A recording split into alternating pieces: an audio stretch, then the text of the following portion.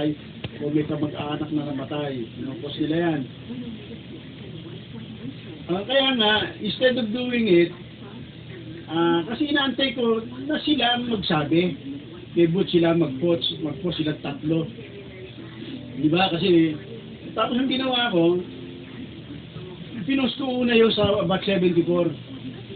Kaya titignan mo yung Facebook ng Bat 74, nakapost doon, condolence to Mr. Rolly Gayano, Cordeo, Bat 74, ganyan. Whose beloved mother has passed away.